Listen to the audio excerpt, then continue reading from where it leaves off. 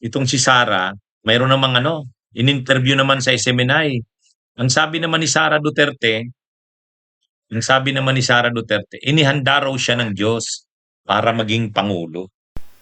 And on the hindsight, baka nga ganun ang ginawa ng Diyos para ihanda ako sa pagtakbo ko bilang Pangulo. Hindi ko siya ma-explain, pero baka yun nga yung plano talaga ng Diyos, diba? Wow. Ano naman ang masasabi nyo dyan sa anong yan, mga kabunyog? Si Sara, sabi ni Sara, ang tingin niya daw, inihanda siya ng Diyos para maging pangulo ng bansa. Parang sinasabi ni Sara na pinili siya ng Diyos. Pinili siya ng Diyos na maging pangulo ng bansa. At ang kanya daw ng mga pinagdadaanan ngayon ay bahagi ng paghahanda sa kanya ng Diyos para maging pangulo ng bansa. Si Panelo ganun din ang sabi ni Panelo. Sabi ni Panelo, destined, itinakda si Sara Duterte. Destined nga, ang mga term nila, destined. Nakadestino, idinistino si Sara Duterte na maging pangulo ng bansa. Parang itinadhana ng Diyos. Sabi ng mga DDS supporters, itinadhana ng Diyos si Sara na maging pangulo. Destined yan. Kaya hindi na daw yan mapipigilan. Si Sara Duterte naman, ang tingin niya, inihanda siya ng Diyos para maging pangulo. Ang nakikita niya raw sa kanya, yung mga pinagdadaanan niya ay bahagi ng paghahanda ng Diyos sa kanya para maging pangulo ng bansa. Yung mga DDS naman, ang tingin nila si Sara ang tinadhana ng Diyos. Nakatadhana si Duterte na maging pangulo ng bansa. Kaya, ano ito matindi eh. Itong ngayon itong Holy Week ganun yung kanilang mga sinasabi Itong mga mga DDS, bukang bibig nila ngayong Semana Santa, Diyos. Bukang bibig nila, Diyos. Pero yan nung panahon ni Duterte, tinawag ni Duterteng estupido ang Diyos. Binastos ni Duterte ang Santo Papa. Binabastos niya ang grabe ang blasphemy niya noon. Pagkatapos ngayong Semana Santa, mayroon pang Lenten message mayroon pang mensahe si Sara ngayong Semana Santa. Tapos sabi ni Sara, parang ang tingin niya, inihanda siya ng Diyos para maging pangulo.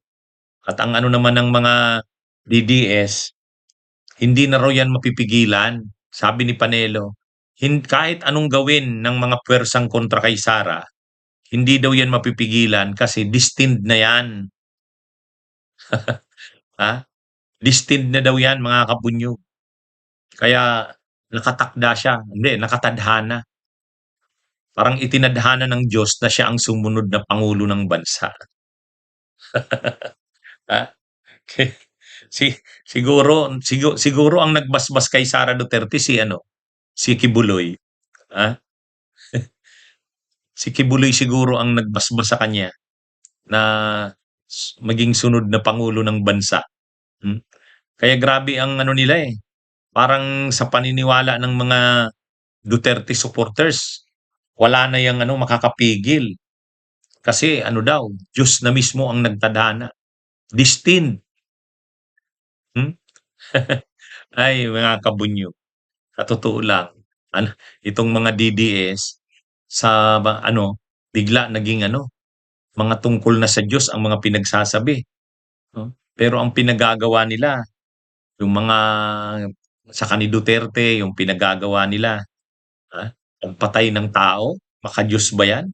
At kung si Sara Duterte ang maging pangulo ng bansa, kakabalik yung mga patakaran ni Duterte na pinatupad, yung mga patayan sa war on drugs. Yan ang magiging yan ang magiging policies ni Yan ang magiging policies ni Sara Duterte. Pag naging presidente siya, kung ano yung mga pinagagawa ng kanyang ama, yun din, yun ang gagawin niyan. papaano naman sinabi na ang Diyos ay yan ang gustong mangyari sa bansa natin? Ah, ako naniniwala ako hindi hindi gagawin diyan na yan ang Diyos sa atin.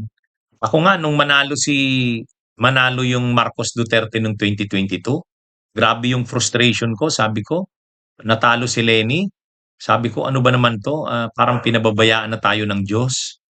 'Di ba? Nung natalo si Leni, sabi ko, "Parang pinabayaan na tayo ng Diyos na anong gusto ba ng Diyos magpatuloy pa rin yung mga pinagagawa ni Duterte sa ating bansa? Yun ba yung gusto ng Diyos sa atin?" Kasi siyempre yung nung nanalo yung Marcos at Duterte, continuity ng pamamalakad ni Digong. Yung mga pagpatay, papatuloy. Kaya sabi ko nung 2022, parang ano bang 'to, ito ba ang gusto ng Diyos sa atin na mangyari? Yung pala may ibang plano ang Diyos. Yung pala may ibang plano, ha? Tingnan niyo ngayon ang nangyari. Natigil na yung mga pagpatay.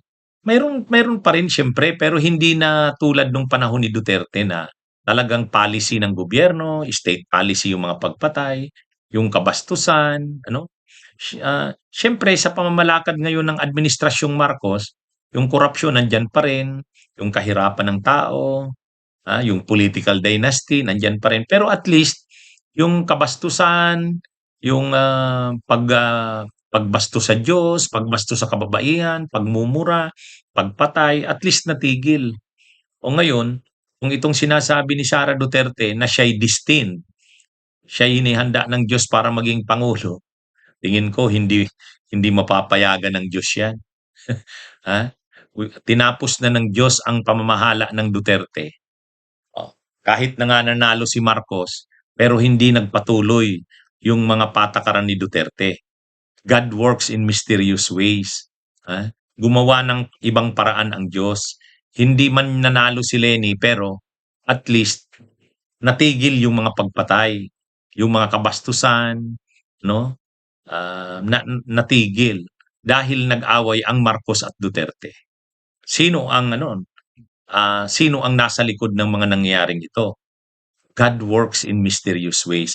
Kaya sa tingin ko, hindi napapayagan ng Diyos na manumbalik pa ang kasamaang dating nangibabaw sa ating bayan. Naniniwala ako hindi napapayagan ng Diyos 'yan. Bunyog, bunyog, halikan na kasama ka. Bunyog, kapag buklod ay may pag-asa. Luzon, Visayas, Mindanao, isa ang pananaw. Sa bagong Pilipinas ang bunyog isisigaw. Bunyog.